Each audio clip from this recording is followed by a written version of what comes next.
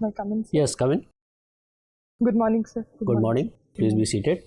Thank you, sir. Are you vaccinated? Yes, sir. Fully vaccinated? Yes. No symptoms of COVID? No, sir. You may remove your mask. Okay, thank you, sir. Please introduce yourself to the board, highlighting your educational qualification and experience, if any. Sir, my name is Gamini Singla and I have done my computer science engineering from Punjab Engineering College, Chandigarh. And post 2019, I have been preparing for civil services. And I was offered a job at JP Morgan, but I decided to pursue civil services examinations preparation. So you are preferring a public life over your career in a private sector? Yes, sir. So what is so important and why are you so passionate about joining the public life? So I am so passionate about joining the public life because I think it will give me immense satisfaction if I can do something good for the people at the ground level, and the kind of exposure that I can get by working in the services to different fields. And also it offers leadership positions at a very young age. So I think these are the factors, and the satisfaction is the primary factor that I am here.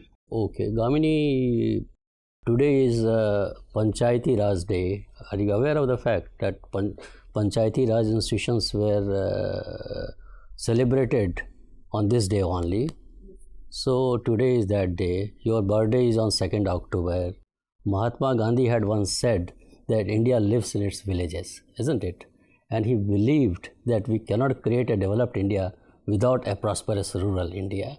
Yes, sir. In the context of what I have told you just now, you tell me how the Panchayati Raj institutions were created, what was the purpose for creation of Panchayati Raj institutions, and what was the role of women envisaged in the Panchayati Raj, and what is the status today? Okay, sir. So, sir, Panchayati Raj institutions were brought by 73rd and 74th Constitutional Amendment Acts, and the purpose was the decentralization, basically, of the governance and the participation of the people at the ground level in the decision making through the Gram Sabhas. And it also led to women empowerment because it led to reservation of 1/3 of the reservation was given to women at the Panchayati Raj institution levels. What are 3 tier institutions of Panchayati Raj? So one is the village Gram Panchayat at the village level, then is the block level, and then is the Zilla Parishad at the Zilla level. What is the role of the panchayats at these 3 levels? Briefly tell me. Okay, sir. Sir, at the village level, the role is to involve people in the decision making, to hold Gram Sabhas, and there are also some taxation powers which are given to the Gram Panchayats, Panchayat heads. And sir, at the block level, it's also about the coordination of the activities of different departments. And at the district level, it's like, again, the coordination of the activities of the block and managing the district as a whole and carrying out the district administration in different spheres. One of them can be disaster management and like this. Okay, wonderful. You tell me there was a reservation also given to the women in local self-government at the level of Panchayati Raj institutions. And the primary purpose was, according to me, 3. Number 1 was economic welfare of women and children. And other was participation of women in public life and empowerment of women as individuals. So have we achieved on those parameters?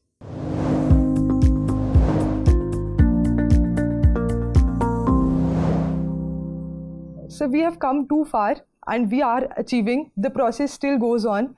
But at the same time, sir, I think that there are some concepts of panchpatis, as we say, that the women are just ceremonial heads and they're not given the power, if we see. So these are some of the challenges, but still this institution has given women a power. Their voice is being heard now. And as you said, sir, they are being empowered because now they feel that they can also make decisions, and they are empowering women alongside. Many other women are looking up to them, and they are getting motivated by the leadership roles which are held by the women at the panchayat level. So I think it has been a success, but these steps need to be taken further to improve it. Can you give any example of women doing wonderful work at the local level, at the panchayat level? So there are multiple women, but now... so name a few, if you are able to recollect. So at this moment I am unable to recall, but I've studied about some. Okay, you are from Punjab. So how many villages are there in Punjab and where Panchayati Raj institutions, I mean, how many institutions are there, panchayats and all? Any idea? How many villages for that matter to begin with? So I'm unaware of the number of villages, but I know the number of districts that we have in Punjab. So do you think that number one, Panchayati Raj institutions, is it a three-tier Panchayati Raj institution Punjab or otherwise? So it's a three-tier institution, but in some areas it is said that if the population is lesser, then we can have 2 tiers and the block level can be missed. What do you think that Panchayati Raj institutions have been given powers for local governance and all that? What do you think needs to be done to make it more powerful and more vibrant? So I think there can be multiple steps that can be taken for empowerment of Panchayati Raj institutions. First is the improvement of the fund devolution to the Panchayati Raj institutions. Second could be the information education activities to tell them about what powers they hold. Sometimes they are not even aware of the powers they have and what good they can do. So we can run campaigns about telling about the good work that has been done by the Panchayati Raj institutions in various parts of the countries. Third can be their taxation powers are underutilized. So to make them aware of the taxation powers and to help them in utilizing them further.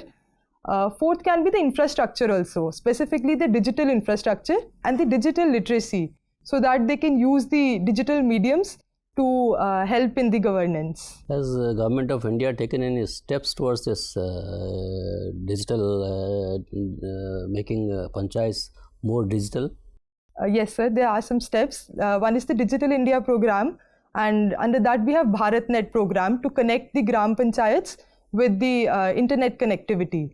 And apart from that, sir, we also have common service centers specifically for the agriculture, e-agriculture services to be provided at the local level. So these are some of the, and recently, sir, e-Swaraj was also a scheme which was introduced for digitization of the land and utilization of the satellites for the mapping of the lands, unutilized lands. Thank you, Gamini. Thank you, very sir. much. Gamini, are you comfortable? Yes, sir. Yeah. Gamini, what is the meaning of your name? So my name means to walk. Yeah. To walk. To walk. Yes, sir. Any synonyms of this name? So it has been used in Lopat Gamini to tell about the train's movement further. So one is from that. And mainly it is a name which is used by the Sinhalese community in Sri Lanka, sir. Okay.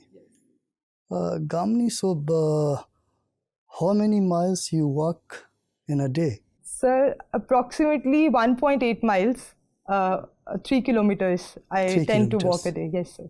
On a regular basis? Yes, I try to do that on a regular basis. Okay, Gamini. Gamini, you have used gem Singla. Yes, sir. In your mail. What is this gem and why you have used this? This is something which has been given by my father to me. So he used to call me that you are not Gamini, you are Gemini because you are a gem of a person. So I had used this in my email ID and it continues since I have made it for the first time. So you are a gem of a person. Do Yes, you sir, believe in this? Yes, sir, I believe in that. What are the most important traits of your personality? So one is that I'm a compassionate and a very empathetic human being. I can understand the needs of the other persons and I can go an extra mile to help them further. Second, sir, I am a very honest person. So I believe in my moral uprightness and whatever moral values that my parents have given me. So I believe in them. So second is that. Third, sir, leadership qualities. I believe that I have held some positions and I have been able to gather some experience in that field. So these are some of the personality traits. Can you recollect GEM policies of the Government of India? Yes, sir. Government e-marketplace? Yeah. Okay, sir. Yes, sir. It is a marketplace that has been made by the Government of India for public procurement in a transparent manner. And so it serves both the purposes. One, it makes it transparent. And secondly, all the vendors, the MSMEs and the poor people or the rural people, they can directly sell their goods to the government through this platform. So I think it serves a twin purpose. What is the current status of women empowerment in India? So women empowerment, we can look from multiple angles. So if we have to look from the labor force participation rate, that unfortunately has declined in the past. But on the other parameters like IMR and MMR, maternal mortality rate, and on the health factors, through various schemes we have improved. And the sex ratio also continues to improve, but we need to take further steps in that as well. And fourthly, so political empowerment. So we see more women entering the political arena, and even in the Lok Sabha, now we have the maximum number of women till now.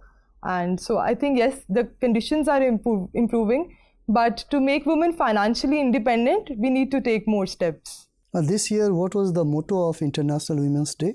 So I've read about it, but right now I cannot recall. I'll read about it, sir. Okay, no problem.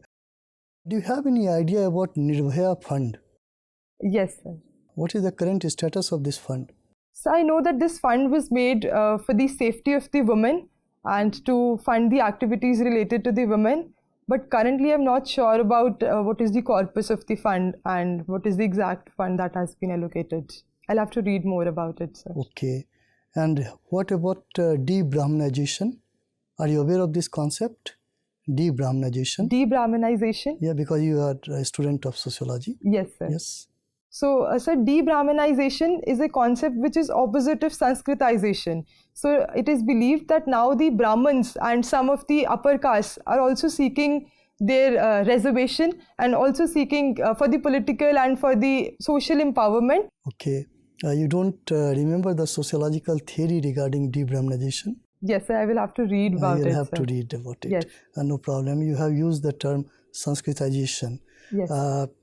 Can you recollect names of some of the castes who have Sanskritized themselves? Yes, sir. One is the Nonias community. They have Sanskritized.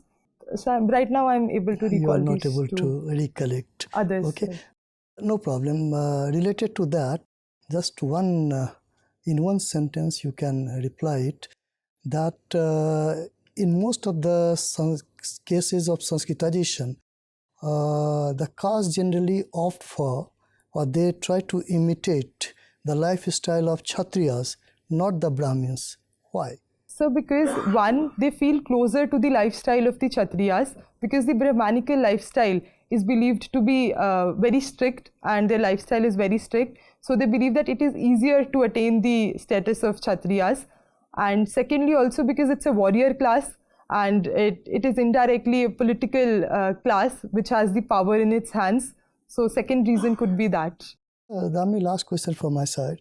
There is a book by Ms Singla that is cast in modern India. And in the present scenario or context, when we observed Indian society, or particularly the urban society of India, we find that caste is dying. What is your opinion? Yes, sir. I think that in certain aspects, caste is dying. For example, in the ritual aspects, like interdining is the norm. Professionally also, the barriers have been broken. But in some areas, it stays constant, like in the marriages. Intermarriages are still less. They are happening, but still intercaste marriages are not the norm. And in some areas, sir, caste has increased, like in the political sphere. So we see more caste in politics has increased, and even the caste associations and the people's participation in the caste associations, that continues to increase. Okay, thank you, Gamini. Thank you, sir. Gamini, you like public speaking. Yes, sir. Suppose you would be posted as a spokesperson to the Ministry of External Affairs. How you will address the press regarding the ongoing Russia-Ukraine war?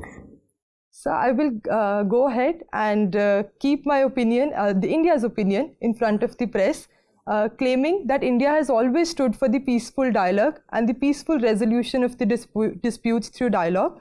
And secondly, we are always going to keep our strategic autonomy ahead of everything. And thirdly, that we are ready for any kind of truce and we are ready to facilitate any kind of dialogue between the two. And India does not abide by the unilateral sanctions of any country. So if there are any international sanctions backed up by UN, so India is going to abide by that. So I will make it clear that we stand for peaceful resolutions. Okay. Why Russia is not proceeding for the expansion of CSTO rather than attacking another sovereign nation called Ukraine? Have you heard about the CSTO? Yes, sir. What is it? So it's Collective Security Treaty Organization. So, sir, I think that Russia is not going for the expansion because one, it is a long-term process. So to include the countries in an organization, it takes a lot of time. And secondly, I think the Russia's approach is to curb the increase in the participation in the NATO, because more and more countries, as we see Ukraine, and earlier there was Georgia also wanted to join NATO. So these countries which are very close to Russia, so they are also going to join NATO. So Russia is a little bit sensitive about its own sovereignty and about the geographical areas that are with Russia. So they want to keep them safe, and specifically from any kind of nuclear weapons that are there. So I think they believe that that would be a long-term process, and anyhow these countries will not agree to join CSTO. So its main purpose will not be served by just aiming at the expansion. Okay. It is said that public speakers should be culturally correct, right? Speak something regarding the empowerment of women, considering that you are a public speaker and you are speaking in front of thousands of the people. May I take some few seconds? Yeah, please go ahead. So I'd like to go ahead. So, hello everyone. So, let's see that women constitute around 50% of the population. And one thing which only women can do is that give birth to a new young born. So, if everybody today is because their mothers have born them somehow. And so I want to say that only a strong and a healthy woman can go ahead and give birth to a healthy baby. And only the healthy babies can become the healthy citizens of India.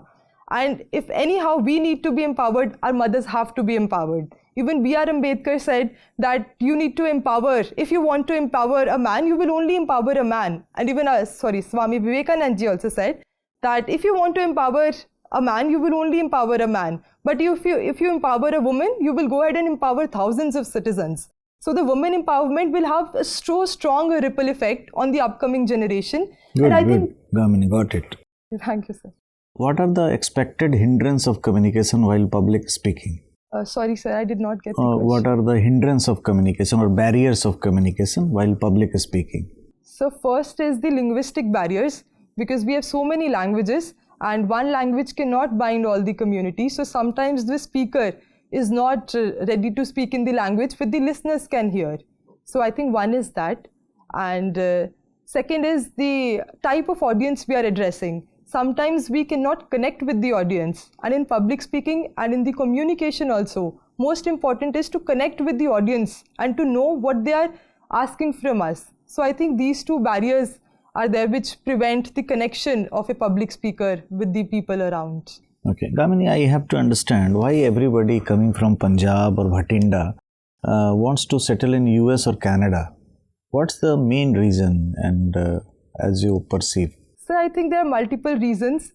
One is the push factors which are there because of the lack of employment in Punjab particularly. Secondly, the agrarian crisis, and the agriculture is becoming more and less profitable for the farmers, and so their children prefer going outside. Third is the issue of drug menace. So the parents are very afraid that their children might enter into this drug scandal, and they might ruin their youth. Okay. So these are the push factors. And there are other pull factors because of the easy PR that they can get in some of the countries. And secondly, nowadays, social media, when they see the pictures of their friends, of their families who have settled there, so it kind of persuades them to apply for outside because they feel that everything is going to be good there. So these are the factors. My last question is, you are a sociology student.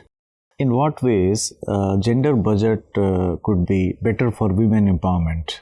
So I think gender budgeting needs to be done very carefully, and it needs to be done as something which is irreplaceable, because funding for the schemes of the women is very essential. So do you believe that the allocation of fund is the only way to empowering women?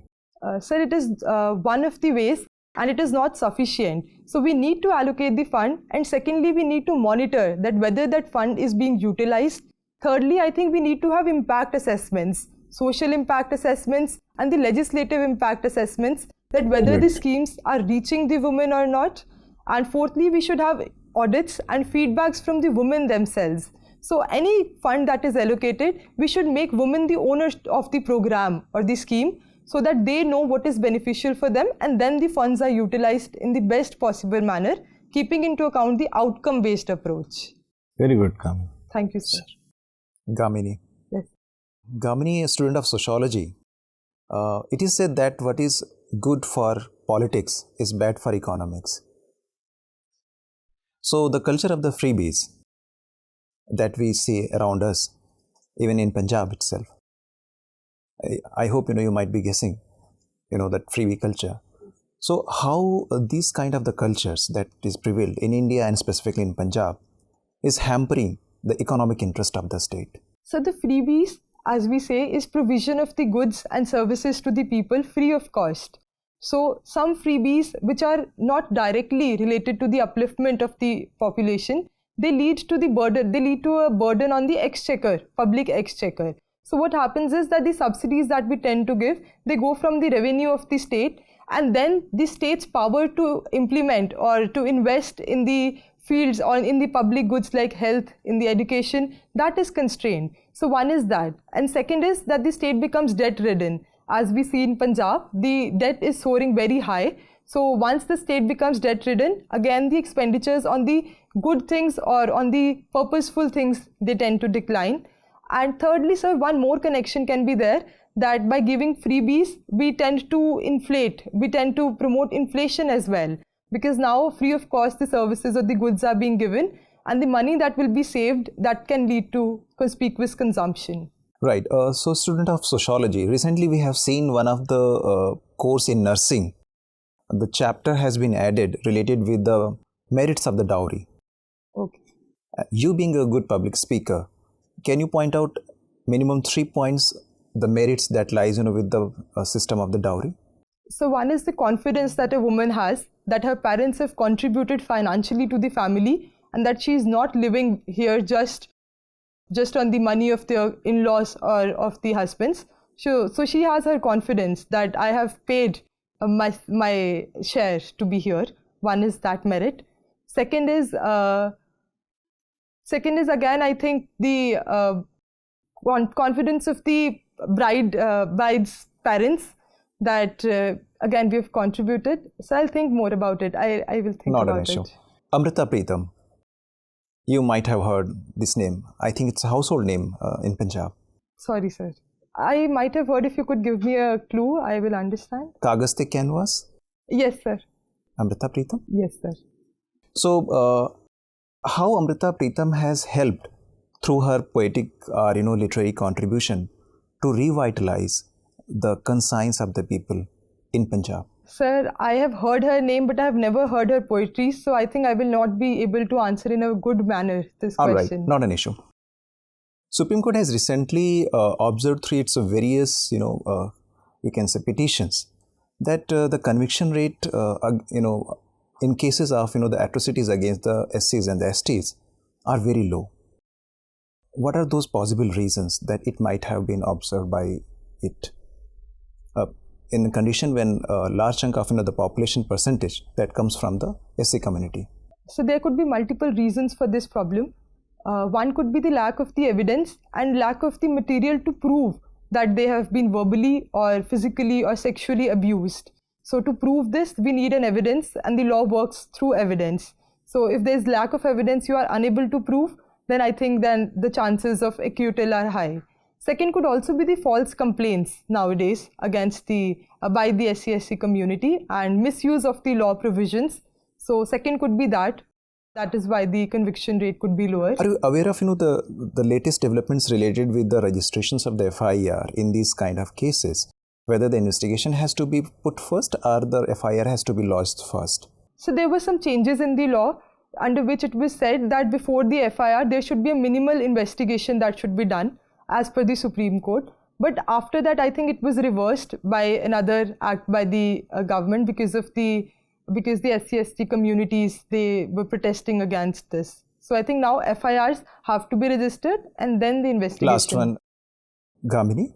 Gamini, we have seen like last year, India has chaired a session of UNSC in the capacity of its chairman.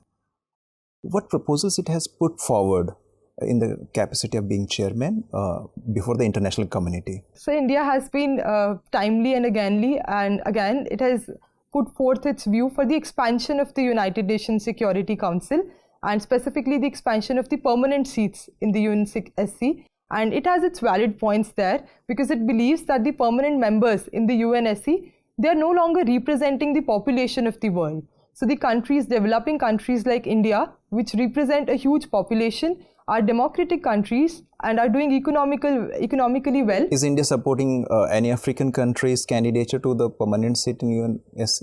African countries? Yes. So in the G4, there is no African country, but South Africa, we are collaborating with South Africa for the permanent seat in the UNSC. All right, thank you. Thank you, sir. Gamini, you are from Anandpur Sahib, right? Yes, sir. So tell me something about Anandpur Sahib resolution. Okay, sir.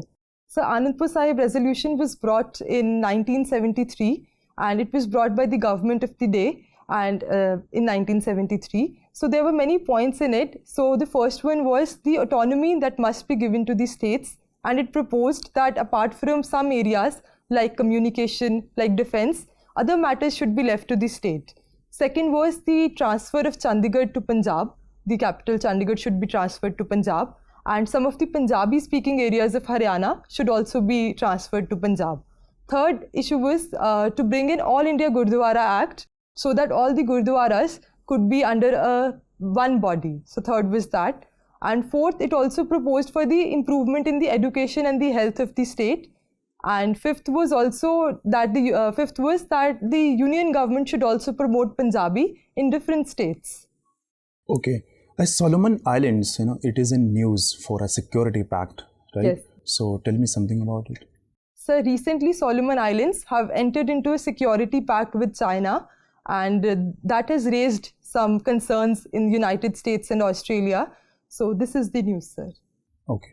What is AUKUS in the area? Yeah, an organization, right? Yes, sir. So it's an organization consisting of Australia, United Kingdoms and United States, in which the UK and US are promising the nuclear-backed submarines to the Australia. It's a kind of military pact in the region. And what are Five Eye countries? So Five Eye countries are the countries which share the intelligence across the countries. Should I name the countries? Yeah. Okay. So New Zealand, Australia, we have United Kingdoms, United States, and... Okay. Your optional is sociology, okay? Yes. So do you think Max Weber's ideas on bureaucracy are still relevant today? So in some cases, I would say they're still relevant, because Max Weber proposed that bureaucracy will be the institution which is going to be governing the modern states nowadays. And we see that the bureaucracy is holding its power and is, as it said, it's the steel frame of India. So one is that he proposed that it will be based on the rules and regulations, the entries that is being done. They will have a hierarchy that is being done. He also said that they will have fixed salaries and the payments that is there. So number 4, he also said about the formalistic impersonality, and 5th was about that the personal and the professional things should not be mixed. So in these areas, a little bit of dispute is there, because in formalistic impersonality, it means that a bureaucrat should not work with either hatred or passion. But nowadays, it is being said that the bureaucrats should work with passion and they should have empathy towards the people for whom they are working. So I think on this area, we are slightly divergent. And he even said that in the self-criticism, he mentioned about the iron cage of a bureaucrat. That the bureaucrat might not be able to think innovatively, and secondly, he might not be able to frame policies, and it might lead to red tapeism. So that also we have witnessed a few times, but I think the situation is improving with time. Okay, my last question to you is, your one of your interest is listening to Nilesh Mishra's short stories. So what is something unique you find in those stories? So one is the novelty of the idea. Whatever story he brings, the kind of message that it has in the end is something like an eye-opener for me.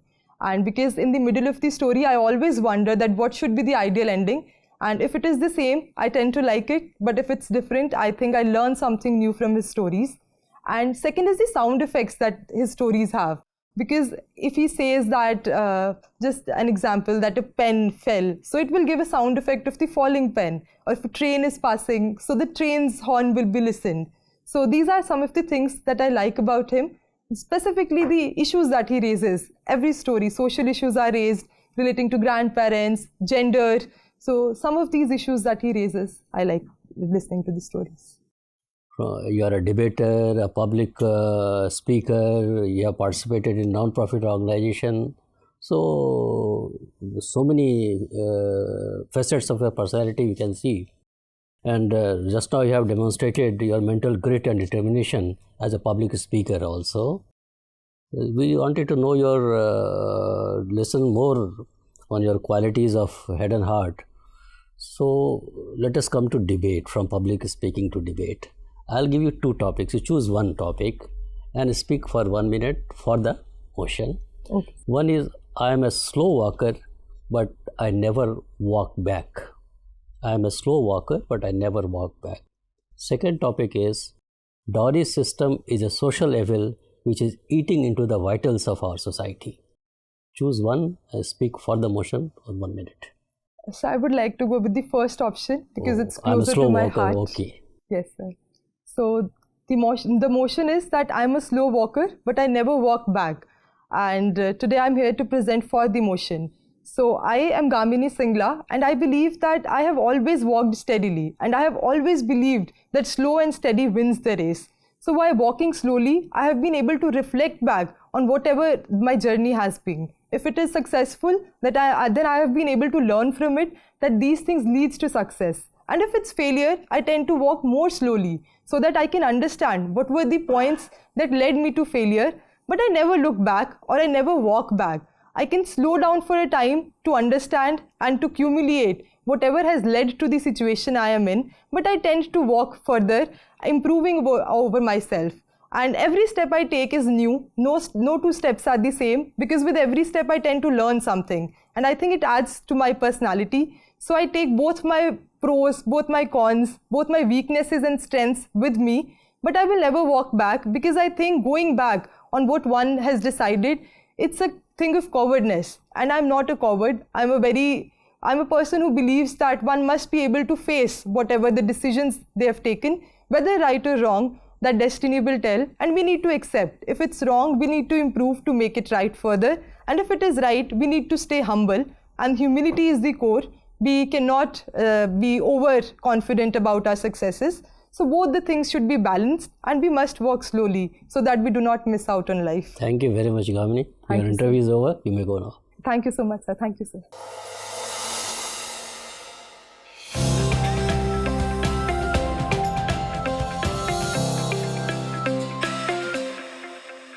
May I come in, sir?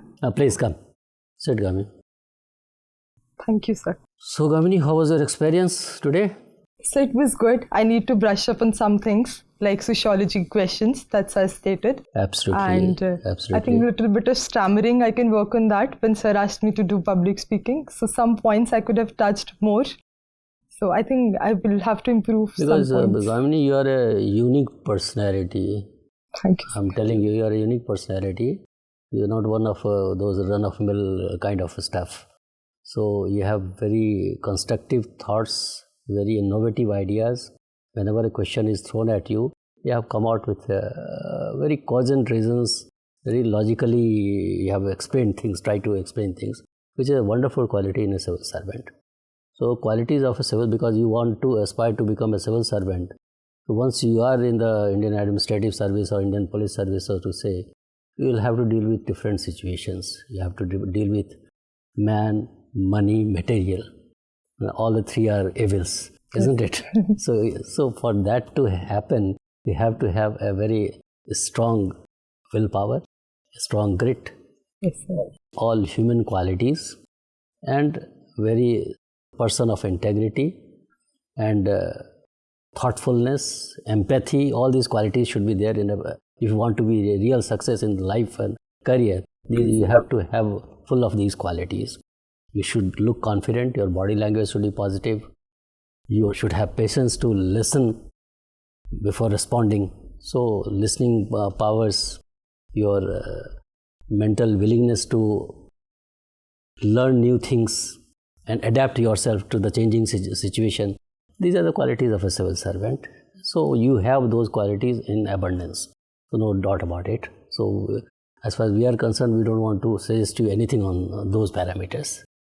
Now coming to today's performance, I think as you have rightly mentioned, you have to work on your subject sociology. Yes, sir. Because general subjects like some of the questions which were asked on Sanskritization, etc.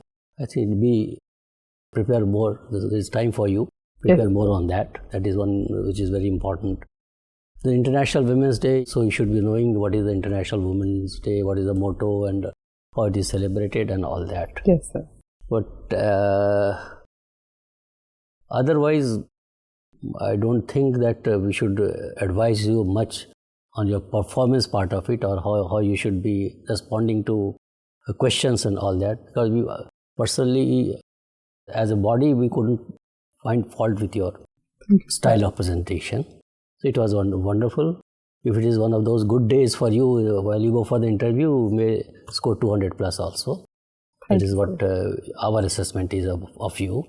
This is all from our side. If you want to ask anything, feel free to ask us. So I have a few questions if I could ask. So one is regarding the eye contact. So I was moving a little bit of my eye contact. Is that fine, or do I need? You were so good while speaking, you forgot about all those things, and that is the quality.